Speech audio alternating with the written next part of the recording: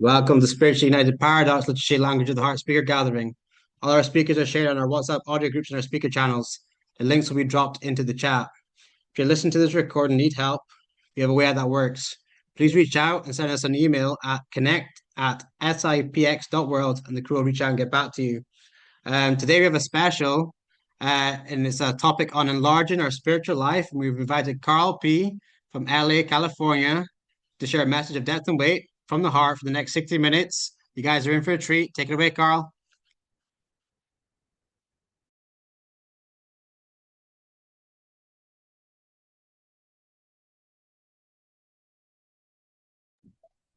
Thank you. Good morning. I'm Carl. I'm an alcoholic and addict. And I want to thank God for my sobriety in my life. And I want to thank the group for having me out, Joy. Appreciate it. Um, I'm going to share in a general way of what it was like, what happened, and what it's like today. I'm going to try to intertwine that little small story, my experience, strength, and hope around the topic of the meeting, which is spiritually ignited. I think that is something that still does today. Cocaine Anonymous still ignites me. It still keeps that desire that I had when I got here. The only desire for membership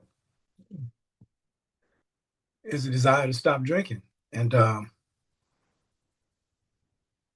this divine paradox that the fellowship have, if you're new, you're looking at people who normally wouldn't mix.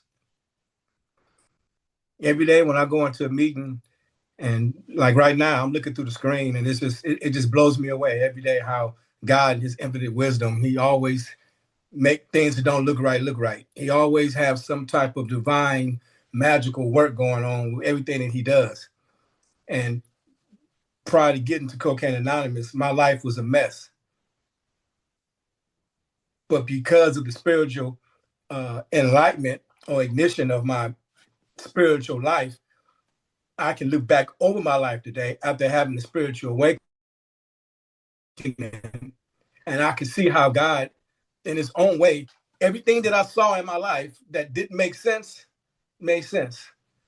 Everything that I thought that didn't mean me well turned out to be the bedrock to who I am today. And it's a process to get there. If you knew, I know that when I was new, I had a lot of animosity. I couldn't accept, I couldn't understand how my life had got the way that it had gotten.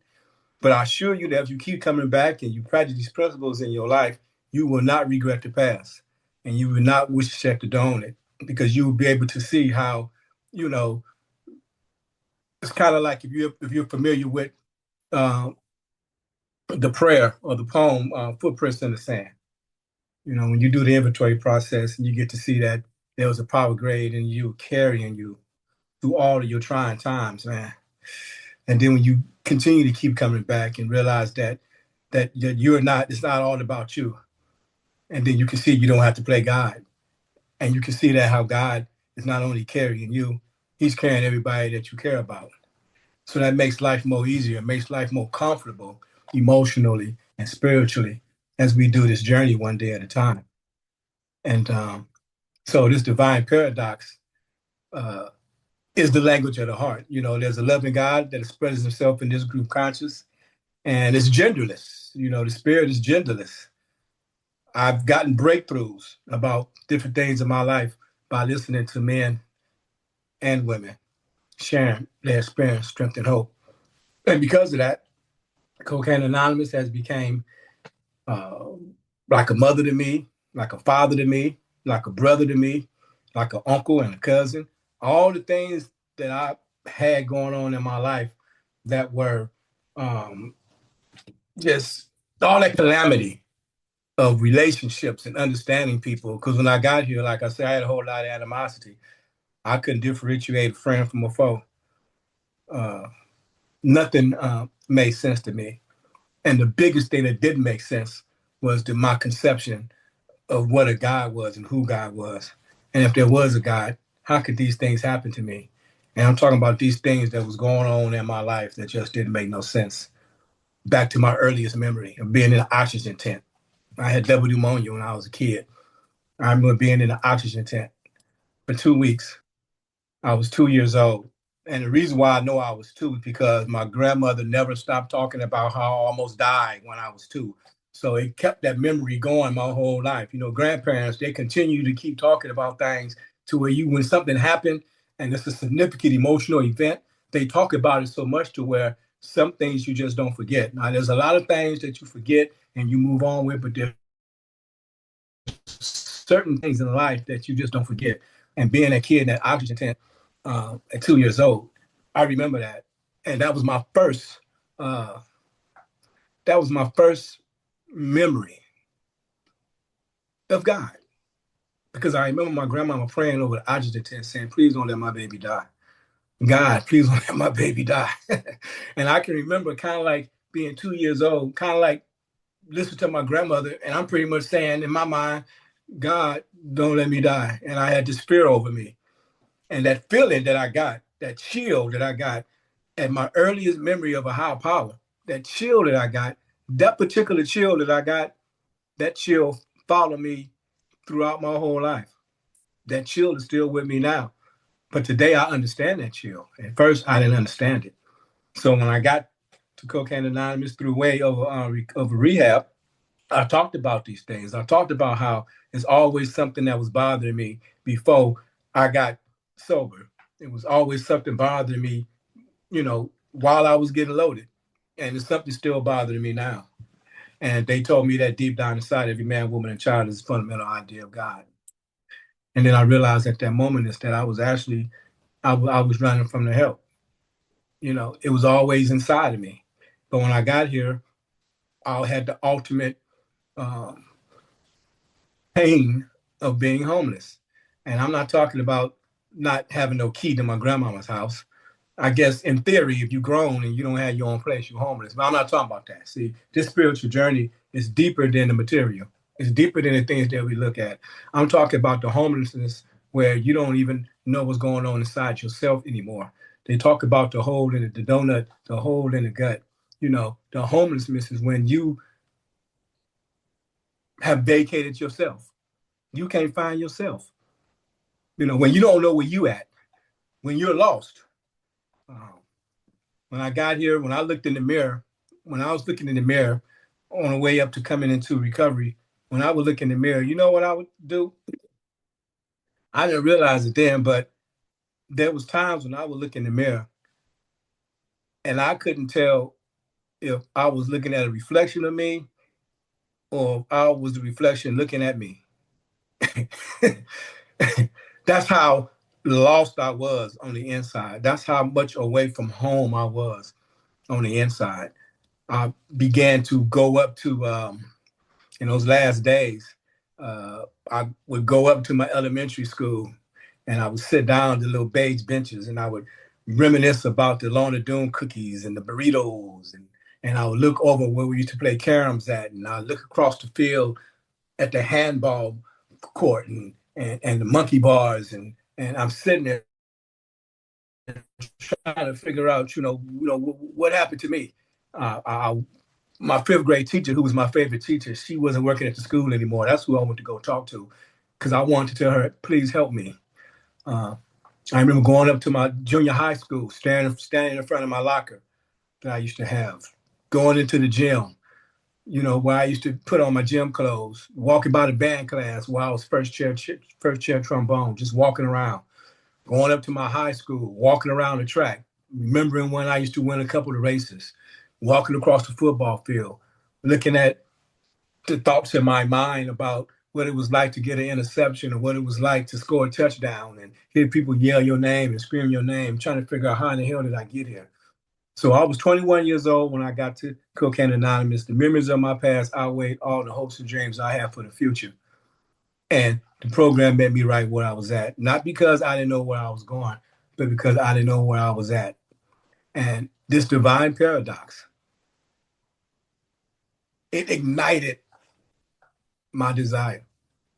So if you knew and you heavily desire to do something with your life, my desire wasn't necessarily to stop. Well, my desire was not to be total abstinent. That wasn't my desire.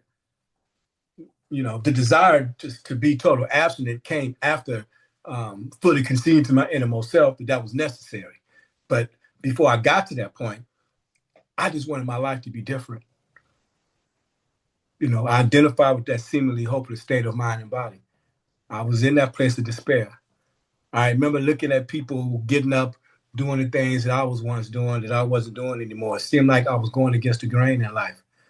I get up and I see guys getting in their car. They got their coffee cup. They got their jacket hung up on the back. They going to work. I see people coming from church. I see people in the grocery store just doing normal things that I couldn't really do that no more because I had an obsession and I had an addiction. I'm the alcoholic who had to get sober to stay clean, or I'm that addict that had to stop drinking to stay clean. However you want to put it.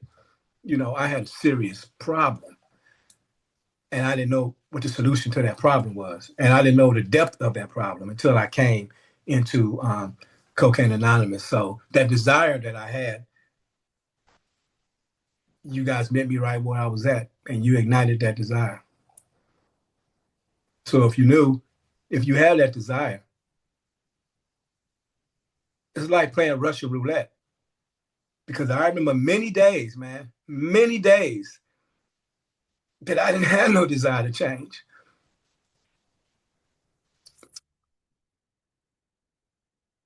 Many days where I didn't have no hope. And those days was getting far and far apart. Maybe for 1 hour a day, I'd be like, okay, come on, Carl, get it together. Then before you know it, Carl didn't give a damn no more. That losing that will to care was getting very, very, very, very, very, very, very repetitive in my behavior and in my consciousness. So if you knew and you have a desire, my sobriety date is November 27th, 1985. I just recently celebrated my 40th anniversary. And I'm here to share with you that I didn't get this on my first try. I didn't get it on my second try, okay? But I'm here to share with you that I've seen and witnessed all kind of passing parades.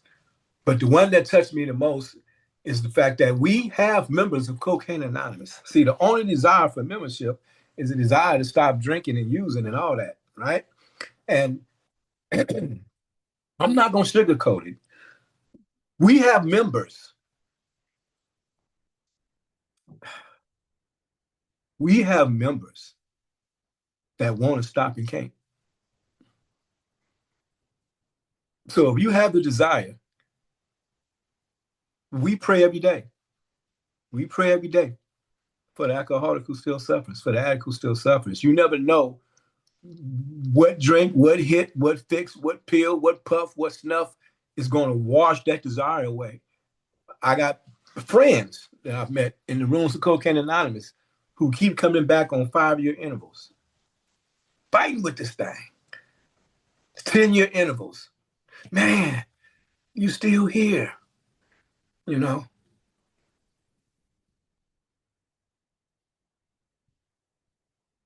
That's why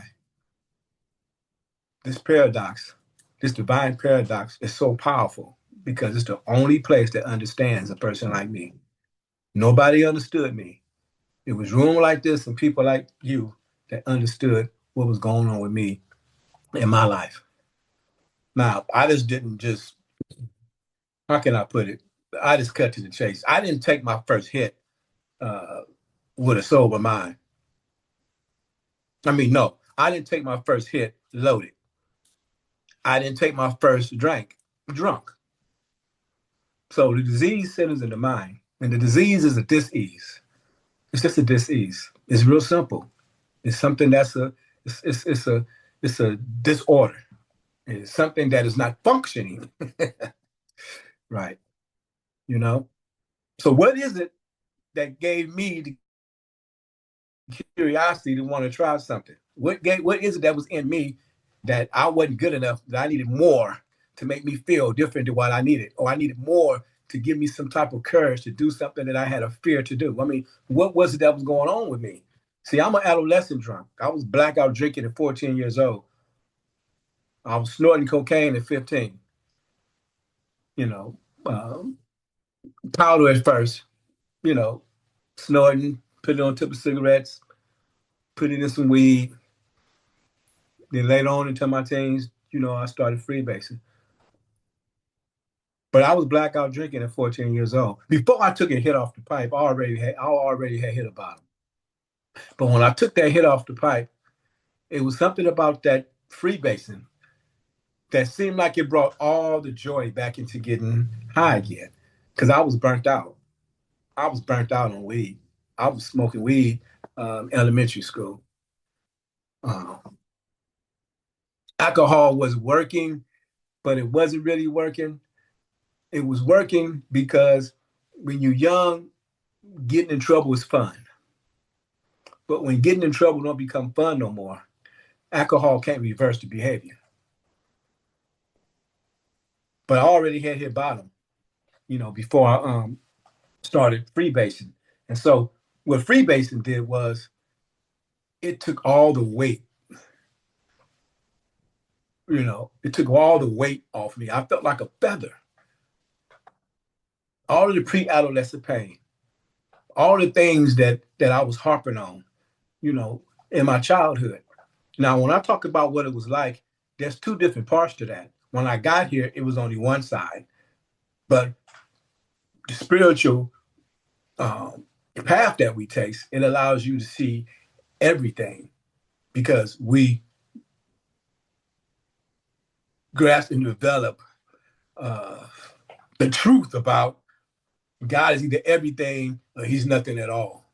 But before that came into my mindset, I just saw life in one particular way, and all I saw was the negativity. All I saw was the pain. I didn't see nothing positive in it until I did my inventory, and I was able to see how God was doing for me what I couldn't do for myself. All the coincidences was God's way of remaining anonymous. So when I look back over my life, when I took that hit, the fact that my mama had just died 2 months prior to that, and when my mama passed away, nothing was the same. When my mama passed away, I told my friend Harvey, I said, man, I see why people drink. We were sitting in this car. I said, man, life is hard. And it just came out with the 40 ounce. I didn't like the 40 ounce because I liked the quartz because the quart had the little stem on. You can hold the bottle better. But it came out with the 40 ounce. And I remember I killed the 40 ounce and I don't know where the liquor went. It wasn't hitting nothing. Because my mother was disabled all my life. I moved in with my grandmother at an early age when I was 3, and my mother was disabled all my life. So a lot of my childhood, adolescent pain came from the fact of living with my grandparents. I thought the grandparents would be visited, not live with. So I was in a temporary situation for a permanent at the time. And living in a situation like that, as a kid, it's a whole lot of awkwardness. It's a whole lot of things that go on, when the people who raise you are older than your friends' parents. See, my grandparents were old enough to be my friends' parents. And we share in a general way. But what happens is that back then, everything that I didn't like turned out to be the blessings in my life. See, I was resentful because my grandparents was old. And I used to feel embarrassed when I had to go up to the school. They didn't have no car. So we had to walk up to the school all the time. And I would walk um, 10 steps, 15, 20, 50 steps ahead of them because I'm trying to act like I'm not walking with them because it was embarrassing. My grandmother always had her slippers on. Her knee highs wouldn't stay up. She had to roll them up, put a rubber band around them. She always had some jacket she had on that didn't have the belt to keep it together. She could never always get a wig right. And you understand what I'm saying? So a lot of that stuff was embarrassing and stuff because my friends, they had young parents. But this is the blessing that I didn't know. There's two sides to everything. See, I used to get mad when I would go in the house and they would say, just sit down. Don't worry about that. We'll buy you another one. When they would tell me things like, they common people. We didn't raise you like that. I didn't understand all that back then. I didn't get it. So when I look back now at what was going on, the things that I was being told when I went in the house going through things was totally different than what my friends was getting when they was going through situations and going in the house. And I didn't realize at that time that the wisdom that I was getting from my grandparents, it placed something inside of me that was just sitting there. And Cocaine Anonymous and the 12 steps helped bring all of that back out of me again. They placed something in me so that as I started getting older, there was something in me subconsciously that didn't feel comfortable about the things that I was doing because that was not my nature. That was not who I was. But the disease took over and compelled me to do things I didn't want to do and wouldn't let me stop doing it when I was doing it. Um, it's kind of like making you jump in the pool and get wet and then won't let you get off and dry off when you want to dry off. This won't let you dry off, and that's the way, this obsession was doing me. So there was always some discomfort, always some dis-ease. And everything that I did in my life, got to I never got to experience the best of me because I always was looking at the negative because I was matching my insides with other people's outsides. Played varsity football, ran varsity track, 10th grade. Instead of me being proud of that accomplishment, because it's a lot of people try out for football. A lot of people try out. Everybody don't make the team. So if you make the team, that's something you should be joyful for. But I could never look at the blessings in my life because I just kept looking at how my friend Andrew and my friend, uh, my friends, Christopher and all them, I'm looking at how their fathers was at every practice, you know. So I'm not really enjoying anything because I might have won a track meet or something, but I see the crowd yelling, but I don't see my people up in the stands. So no matter what I did, it never satisfied me. It's always something that didn't satisfy me. So I didn't get to really see the blessings in my life. So once again, the program of Cocaine Anonymous, it met me right where I was at. And they told me, young man, you don't have to live that way no more. And you absolutely don't have to die that way no more. Because see, at this point, I'm trying to figure out how did I get to this place at 21 years old? How did I get to this point? How did I get to the point to where I don't want to live no more? This young kid, straight A student, theatrical arts, doing plays in Hollywood, first chair trombone. Every teacher that I had saw something in me. I would be in a law class, and that teacher put me on mock trials, told me you'd be a good defense attorney. I'll be in the drafting class, and I had a teacher telling me you'd be a good architect. It's like every class I was in, I just had too much coming at me at one time. I couldn't process all this. I couldn't find no identity. There's too many people telling me what I could do, what I can't do. It's just too much, man. And somewhere along the line, I guess it just became too much for me. That fear of success. Because the inner part of me, the landscape inside of me we had so much calamity over it behind, the emotional pain of my father not being there, my mother not being there, my brothers being super older than me, my friends having things that I didn't have, and all of these different things. So when we talk about, I think the topic was talking about, it said the word solace, solace, solace. You understand what I'm saying? And the way I see it today is that I am a soul having a human experience on a spiritual journey. And that's exactly what this is. I'm not a religious person anymore. I don't knock religion. I can go into religion to see where they're right, but I can also go into religion and see where it's a bunch of BS. There's a lot of politics, a lot of control in there too. And that was one of the biggest breakthroughs that I had. When we talk about the disease, we talk about the disease centers in the mind, and I had to bust out of that religious paradigm in order to get the ability to have hope in the faith and the spiritual way of life. I had to get a God without no religious attachments to it. I had to dehumanize God. So when I got here, the things that you was doing, I blame God for that. God didn't do that. Y'all did that. God didn't do that.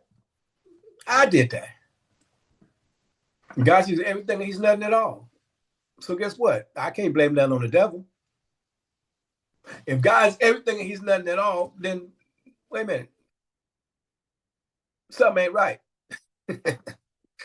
So when I began to understand that God's everything and he's nothing at all, then that ceased all the fighting. Because I don't have no God that's at war with something else. I don't have no good God fighting an evil entity. I don't. And the way that I got to that conclusion is that when I got here, I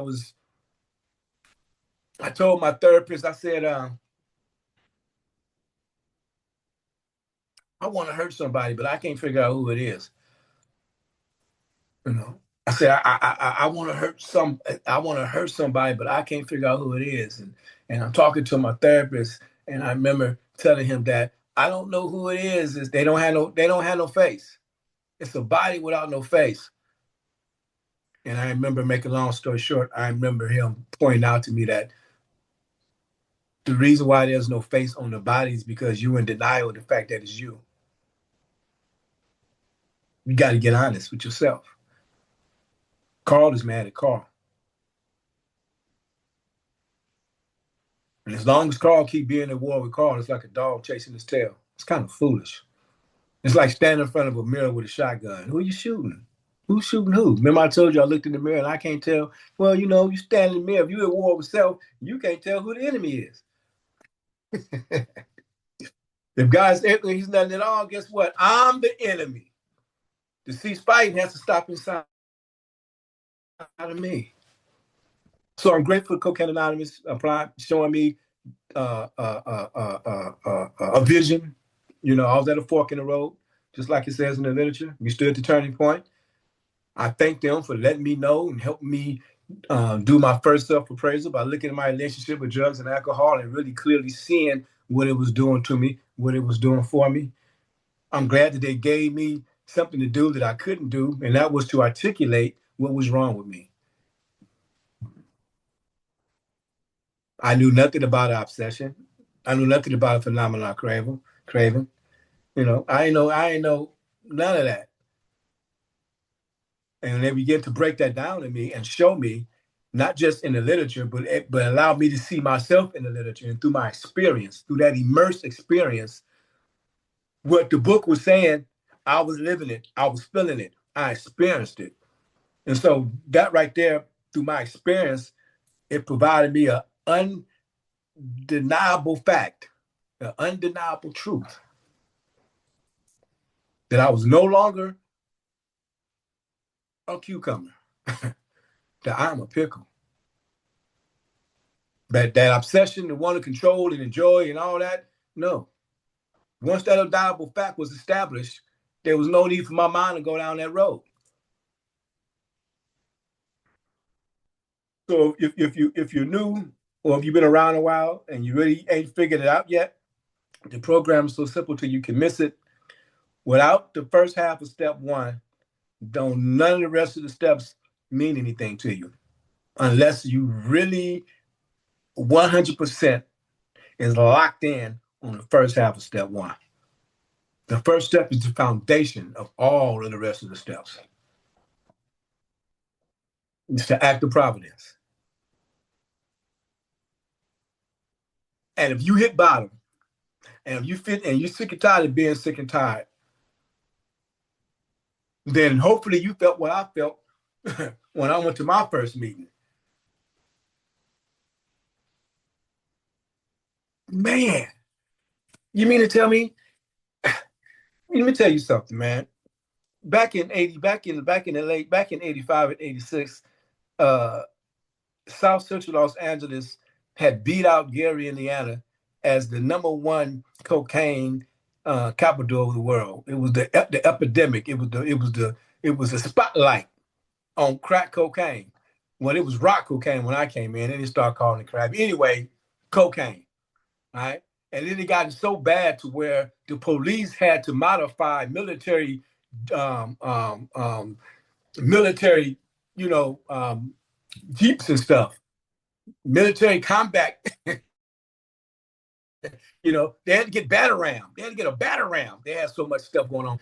And so let me tell you something, man. To be 22 years old at that time, I turned 22 in my first 5 years, in my first 5 days, I mean, to be 22 years old, man, and I'm sitting in the meeting on Western, which is a very popular street in our community back then. It was where the CA started, as far as South LA. It was on a street named Western, and we be in the meetings and we could hear the sirens.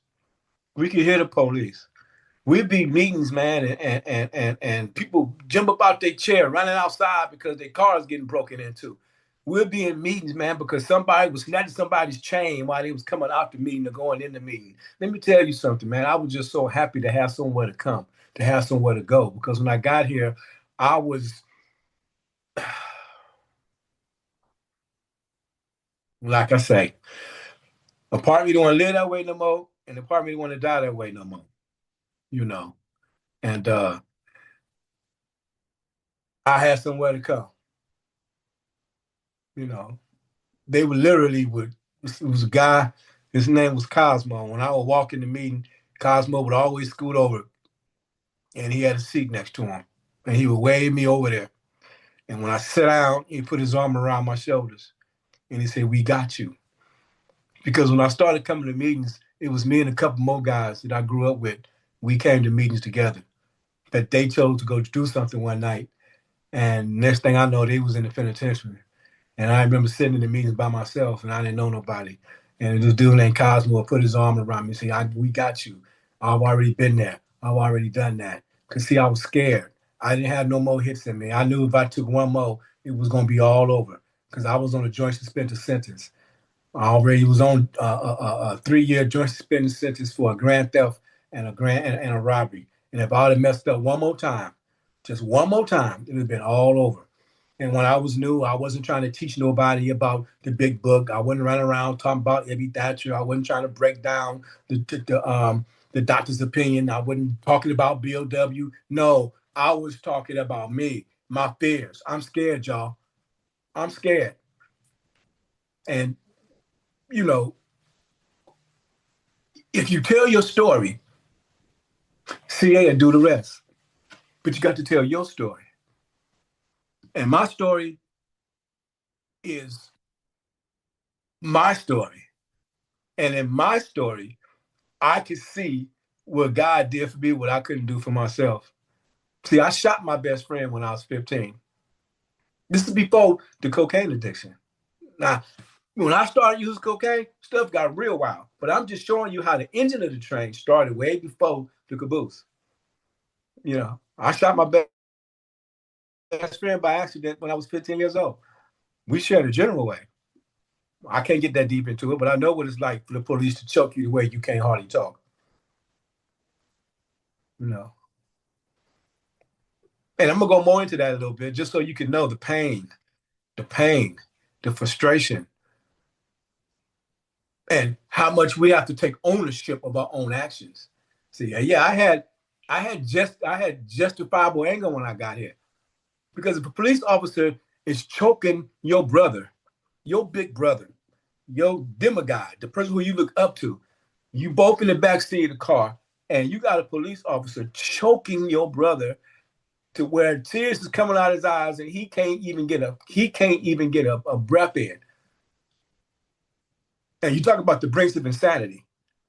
And I'm sitting there and I'm looking at my brother helpless. Never seen my big brother like that before. And I'm telling that officer, if you kill my brother, you're gonna have to kill me too. And we on the freeway because they rushing us to the courthouse. We on the freeway. And I'll never forget that police officer. He hit his brakes on the 10 freeway and stopped traffic and told his partner to take his hands off my brother's neck. And I kept on saying, "You're going to have to kill me too." I wasn't afraid to die that day. That's the love that I had for my brother. And then the other cop said, okay, and now I'm not going to. Then the dude commenced to start choking on me. And then he told me, shut up. I'm not going to stop him the next time. And that was a quiet ride down to the, but it's a whole lot of different things like that, you know. So I stood on the edge of cliffs. Way before that, I stood on the edge of cliffs because I couldn't live this way. I had guns to my head. And the guns to my head really had nothing to do with, I'm talking about the disease centers in the mind. The disease is already activated before the drinking and the using. Way before I had obvious issues with alcohol, I had a gun in my head because somebody that I loved didn't want to be with me no more. I was an adolescent parent. I had a kid when I was 16 years old, and it wasn't going right. And it's just one of them things where you love for all the wrong reasons, all the wrong ways. And yes, I sit here and it don't feel comfortable talking about it, and it blows me away as to how far deep down I went into the gates of insanity. But yes, I had a gun in her head, and I told her, "Can't nobody have you. If I can't have you, can't nobody else have you." And I had a gun in my head. And I kept taking it back and forth. You think I'm playing, you think I'm playing. And my grandparents is on the outside of the bedroom door. The door was locked. And they hear me in there talking like that to this girl, you know. And my grandparents, man, they raised me, man, from a little bitty kid. When I didn't have the strength to button my pants, my grandmother would button my pants. When I couldn't unbutton my pants, use the bathroom, she would come unsnap my pants. These people, they took care of me. They took me in. They loved me. And they gave me all that they had. And alcohol and drugs took the best of me before I could even have an opportunity to experience the best of me. And it took the will to care. And I don't know about you, but there are a lot of things that I wish I could just go back. I wish that I could just go back that one day that the police had bust my head in a puddle of glass. And the next morning, my blood was out on the sidewalk. And my grandfather, he went out there, I want to say with a toothbrush, and he had some bleach. And he had like a glass of hot water. And he didn't want his grandson's blood to be shown on the concrete. And he was out there scrubbing it. And instead of me helping him get the blood up, I'm my ego and my pride is embarrassed because my grandfather out there on the ground scrubbing up some damn blood. And I'm like, come on, Grandpapa, you ain't got to do that. And he's like, no. And I just wish that I had one more chance just to go back and just do things the right way. So when we have these things, all of these things weigh in on us and weigh in on us and weigh in on us. And it's a lot of things that we've done that we were in blackouts. I was blackout drinking at 14 years old. So I can just imagine the things that I don't remember. And it becomes like a painless pain over a period of time.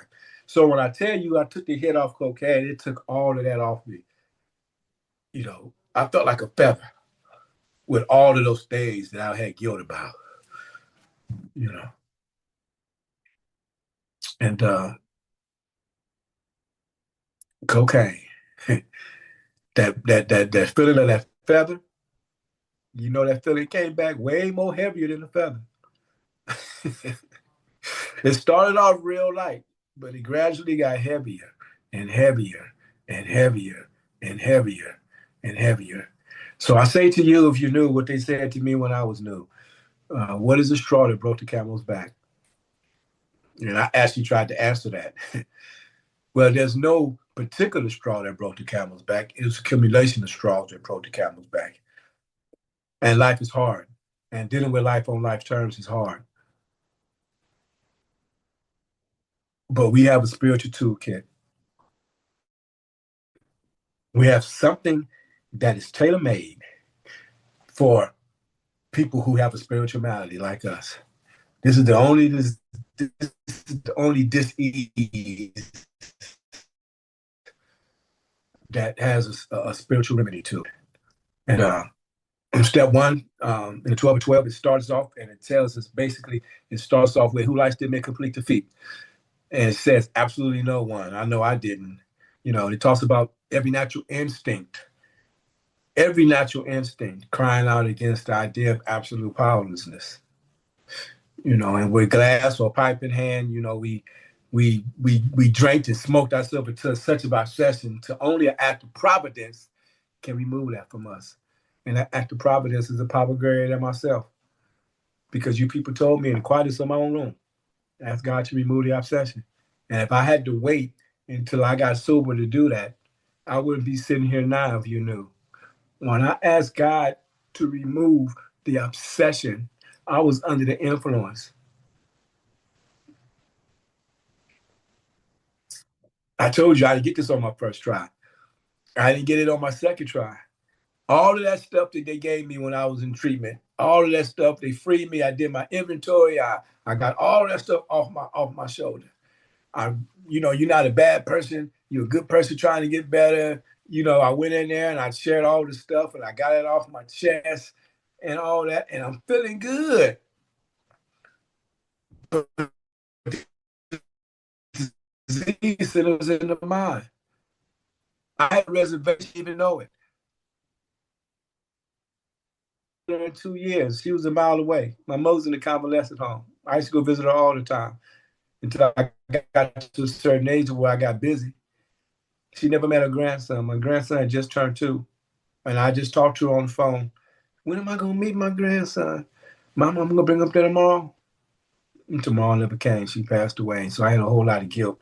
And when she passed away, the reality of who I was, I just felt like now she's on the other side. And I felt like she knew that I was ashamed of her, that I was embarrassed by her, that I was ashamed of how she just deteriorated. She looked older than my grandmother. She gave up. She lost her will to care. And I didn't want nobody to see her. I didn't want my friends seeing her. And I dealt with all of those issues. I dealt with a whole lot of different issues that was going on in my life, things that was unacceptable. I had 2 kids as an adolescent parent. Second kid was questionable. Now I don't know about you, but it's I don't know. Man. I went to the hospital when my second son was born. And I'm looking for the baby, and the nurse said, "You don't know your own son?" And I said, "So where's my son at?" And so she said, "That's your son right there." And then when I looked at the crib, the name over the baby was this other dude's name.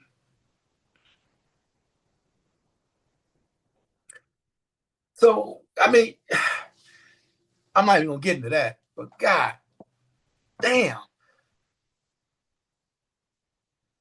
So all the penitentiary chances, all the putting myself in life and death situations that took place in my life, I'm grateful for Alcoholics Anonymous getting me on board, getting me on pace, let me know I don't have to blow my brains out or blow nobody else's brains out behind a situation that may change tomorrow. And everything that bothered me in my life, it all changed when my attitude changed.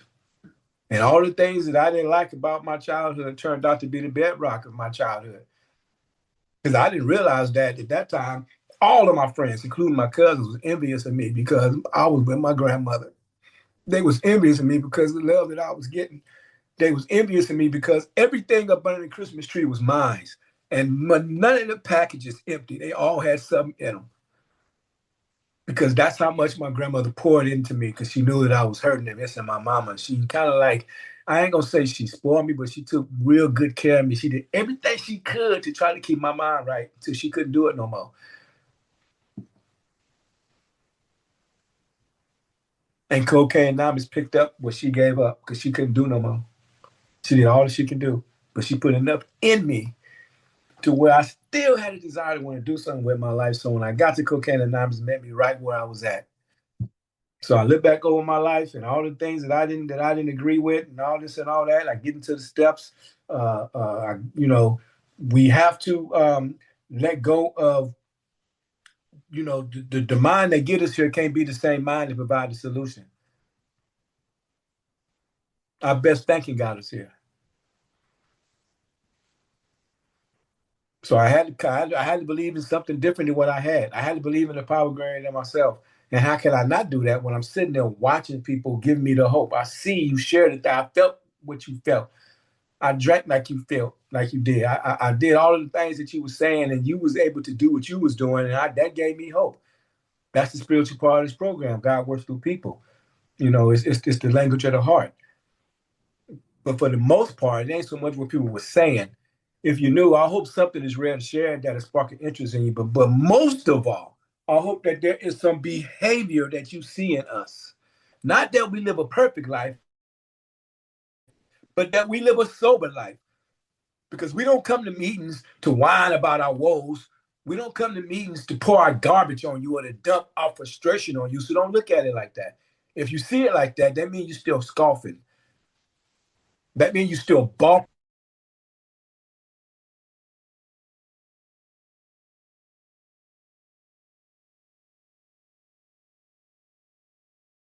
I had a gun in my head. I stood on cliffs. I had a razor blade. I put myself in a lot of life or death situations. I wasn't supposed to see any of this. So when I come into a divine paradox like this, a spiritual paradox like this, it ignites me because I hear people not whining about their problems, but they're giving me hope through their experience, strength, and hope that they stay sober through what's going on. See, that's the whole thing. This thing is about not using. That's why the first half of step one, without the first half of step one, none of this make any sense. Everything that goes on has to do with the fact that we don't drink and we don't use no matter what. So today I have a God as I overstand Him, uh, uh, I practice every day the tools that basically the steps. We read the steps in order. We go through them in order, but that's not how we live them. We apply them when necessary, when needed, on spot. you know, so you don't have to get all, one day at a time. The program starts working you. You can't continue nothing that you never started. You can't practice nothing that you ain't continued. And if you ain't practicing nothing that you continue, you can't transmit something you haven't got. So you can say that you live it in 10, 11, and 12 all you want to. But let me tell you something. 6 and 7 is the meat and potatoes of this program. Until we put aside our limited objectives and move towards God's will, like it stands in step 6, we're always going to be stuck in that loop. Because we have to level our pride. And the opposite of pride is humility. And in step 1, it tells us that until we so humble ourselves, we will never know no true strength and no true recovery. Until we humble ourselves and accept this devastating weakness. So acceptance is the key. Acceptance is the key because you can't be honest without it. And step 1 deals with honesty. So if you knew, I'm just grateful to be here. I'm grateful to be sober. They told me that I would live a life beyond my wildest dreams, that I had undreamed of rewards. A lot of things I didn't get a chance to get into. But like I said, when I got here, I had those 2 felonies. I did my inventory. I followed my sponsor's instructions. Go see what society got to say about you. So I went down to the criminal court building. I looked up all of my transcripts. I ordered all of my transcripts. I read them all because I wanted to see what the state of California had to say about me. It didn't look good, but I found something that wasn't right. It took me 10 years with a sober mind. They say courage to change the things that you can. And I had the courage to change something that wasn't right because they wasn't supposed to charge me with 2 charges, but they did. But that's what happens when you go to jail under the influence and you don't care. They take advantage of you. So 10 years into my recovery, I was able to get them felonies removed. They removed them, and they gave me a plea of not guilty. I was able to get a government job at the Postal Service. I went in there as a part-time employee. I had the blessing. I got here 21 years old, not knowing who I wanted to be. I was able to take an early retirement 6 years ago. I went to that job as a part-time employee. When I retired, I was the manager. I had my own post office. I had my picture up on the wall, and it wasn't the most wanted. I had an opportunity to be of service in my community in a way that I never conceived I could ever do it. I went back to school, got an AA degree, got a BA degree, got a master's degree. That son of mine that I almost blew my brains out behind the pain of jealousy and envy because he had my name. I worked the steps and I let it go. But when he got grown, he wanted to know. He asked for a DNA. And it came back that I was 9999999% his father. Everything that I went through, I didn't see it. But the biggest part that happened is that I got to understand what my role is. All the animosity towards my parents and all them program gave me the ability to see my role. So I got a chance to free that child inside of me, to be the best son that I could be, to be the best mother that I can be. I mean, the best son that I can be, to be the best brother that I can be. Because the self-centeredness is the root of my problem. And once I got rid of that selfishness and took ownership of it and freed myself, because it was selfish of me to be embarrassed about a woman who was sitting in a wheelchair that couldn't walk without looking at how she felt about not able to be a mother. See? So we keep coming back, we uncover, we discover, we discharge. The mind is like the ground. I'm saying this and I'm gonna wrap it up. The mind is like the ground. You know, we put seeds in the ground. The ground's job is to grow whatever seed you put in there. Well, the mind job is to act on whatever thoughts you put in it. I'm grateful for Alcoholics Anonymous giving me some prayers, giving me some thoughts, helping me get my mind right, helping me clean my landscape, and helping me put tap roots in there, put positive things into my life so I can live today and I can stand today like a palm tree. And in closing, you see a palm tree, right? When the storm comes, it bends, but it don't break. And the only branches it loses the ones that it didn't need. And in life, we're going to lose people along the way, but it's just people who we didn't need. But the thing about this spiritual paradox is that after every meeting, we hold hands and we pray out. Well, palm trees, all trees above the ground, all the roots touch. You guys are my foundation. You guys are who hold me up. Without you guys, I would have no foundation. There's no, there's you without me, but there's no me without you. My name is Carl P. Thanks for listening. I'm gonna keep coming back.